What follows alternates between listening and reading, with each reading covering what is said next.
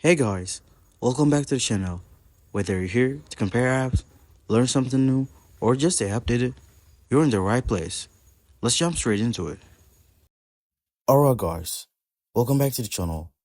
In today's video, we're diving into how to get and use FL Studio on Windows in 2025. Whether you're a total beginner or just getting back into music production, this guide will walk you through everything step by step so you can start creating your own beats in no time. Let's get right into it. First up, head over to the official Image Line website. That's flstudio.com. This is the only safe and legal place to download FL Studio. Once you're on the homepage, click on the download button and choose the Windows version. The installer is pretty lightweight and should download within a few minutes depending on your internet speed. After downloading, open the installer and follow the prompts. You can leave most settings as a default unless you want to change the installation directory. Once installed, launch FL Studio. If you haven't purchased a license yet, you'll be using a trial version. But the good news is the trial gives you the full access to all features. You just can't reopen saved projects until you register. To unlock the full version, go back to the Image Line website and create an account if you haven't already. After purchasing your preferred edition, whether it's Fruity, Producer, or Signature, log into your account inside the FL Studio by clicking on Help in the top menu, then About, and Sign In. Your license will activate and unlock all features based on the version you bought. Now, let's talk about the interface.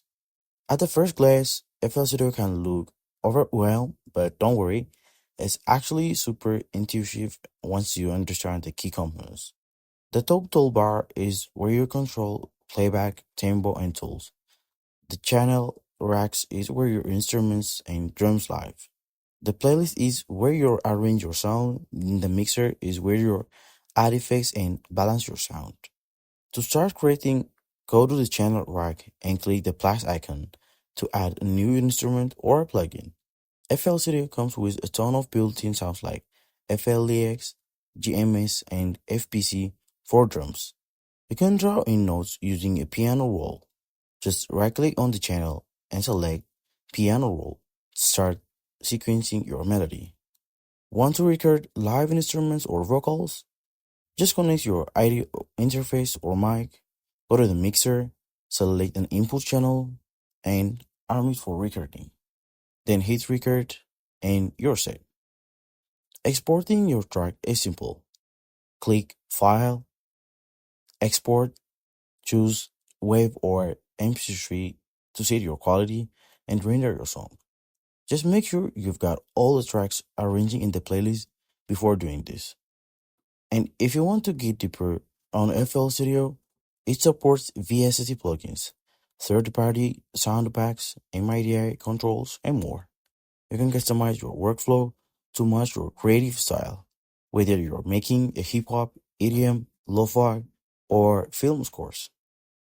Alright guys, that's how you get an FL Studio on Windows in 2025. It's powerful, flexible, and beginner-friendly. Once you get in the hang of it, this is helps you out. Make sure to hit that like button, drop your questions in the comments, and subscribe for more guides just like this. I'll catch you in the next one.